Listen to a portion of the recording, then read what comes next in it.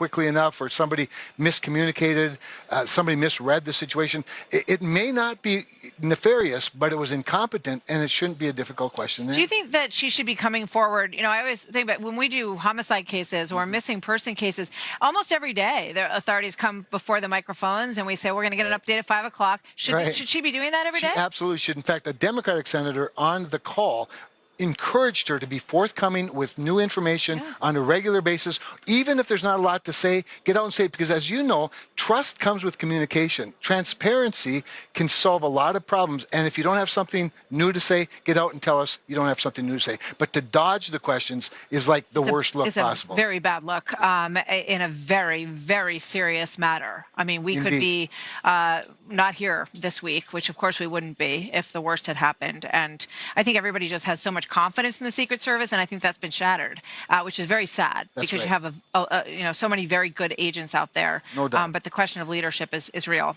Yeah, and confidence is only restored when you're talking to people.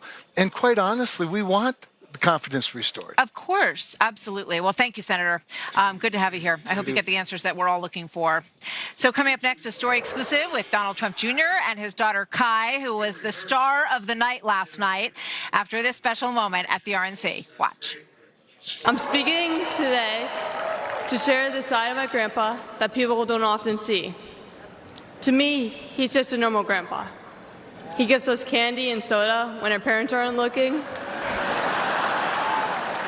He always wants to know how we're doing in school. The media makes my grandpa seem like a different person, but I know him for who he is. He's very caring and loving. He truly wants the best for this country, and he will fight every single day to make America great again. All right, everybody. We have the pregame show going on here, but we're not going to spoil any of the excitement for tonight. Hours from now, former President Trump will address the Republican National Convention in Milwaukee. It'll be the first time that Americans can hear from him personally since he survived an attempt on his life that happened 5 days ago. His son, Donald Trump Jr., and eldest granddaughter, Kai Trump, spoke about that moment last night. On Saturday, I was shocked when I heard that he has been shot, and I just wanted to know if he was okay. It was heartbreaking that someone would do that to another person. A lot of people have put my grandpa through hell, and he's still standing.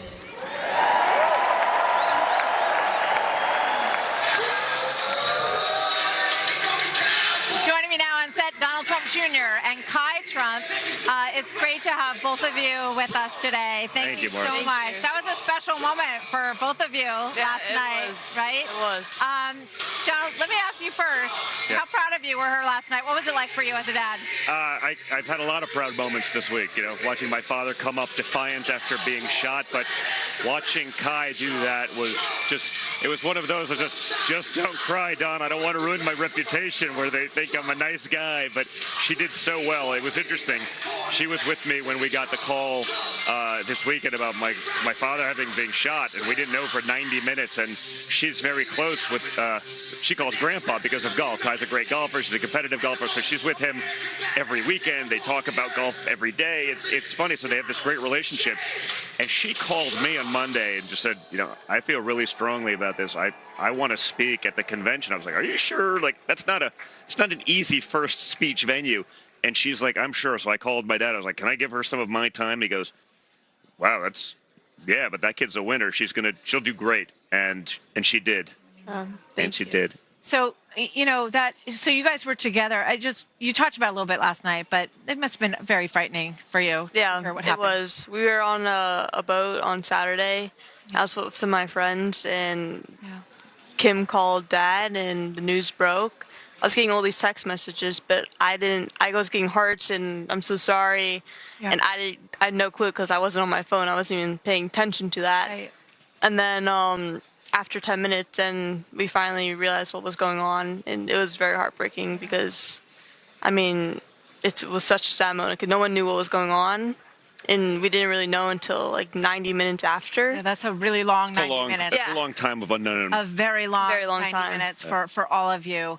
What did you think when you first saw that image, Kai, of him standing up and pumping his fist with blood on his I've never seen something like it. I thought it was so amazing and so strong, and you can't fake that in that moment at all. That means like he truly cares, and he's fighting for America. Yeah. Yeah. You know, we're going to hear from your dad and your grandpa tonight. Obviously, it's always a big moment at these conventions for the nominee to stand up, but particularly so, given the events of this week. What should we expect tonight, Don? You know, it's interesting. I've been so running around doing the media and worrying about my own speech, and then making sure, you know, for the opening speech for Kai in front of 30,000 people and tens of millions on TV, I hadn't focused on it. On his, I spent 4 hours with him on Friday, the day before he was shot, actually working on the original speech. 72 hours. So I haven't seen that, but I've heard from the people that have been working with him on it. It's a very different speech. It's probably very different than what you're going to be used to from Trump. And you know, while Trump will always be a fighter when he's attacked, I think that's the same resolve that he showed the other day. That's the resolve that has kept us out of wars, Martha. That was the resolve that helped us sign peace deals in the Middle East and stopped our adversaries from invading their neighbors for 4 years. You know, once that resolve went away and America started exuding weakness, it all fell apart. And so I think there'll always be some of that message, but I think it is a message about unity and putting America first and fighting for the people. You saw a lot of that in J.D. Vance's remarks last night. So I don't have the inside knowledge because I haven't had the time to focus on it, but I think I'm going to see it live with you guys for the first time as well. Do you think he's changed by Saturday's events? I think you have to. I mean, how do you that kind of event? I mean, you know, I'm not an overly spiritual guy, but if that wasn't divine intervention, I don't know what is. It should have never happened to begin with. I mean, don't get me wrong. I'm a pissed off son that it could happen, but we that's witnessed a whole other story. Yes, that's a very different story, and you know that'll play out. I'm not done with that one yet, but you know, right now, just to watch that happen, to turn his head at that moment, it's like, man, something is looking out for him, our family, and honestly, I think given his capabilities, I think they're looking out for America and our future. It was not his time on Saturday. Kai, you know, you talked a little bit about people wanting people to understand the man that you see. Is it hard for you at times it must be hard for you at times, obviously, when you hear people talk about him. Tell me a little bit about what that's like for you. I mean, for me, I spend a lot of time with him. Almost when he's at home, I see him every single weekend at the golf course from 8 till like 2. So I spend a lot of time with him, and like seeing what news puts him and his image and whatever it is, that's not really him. Like, he's just, to me, a normal grandpa. He gives us whatever we want. He's always looking out for us. He's always wanting to know how we're doing. So it's frustrating when you see people putting him as an image that he's not. So it's hard seeing that. All right, guys. Kai's speech yesterday humanified Trump.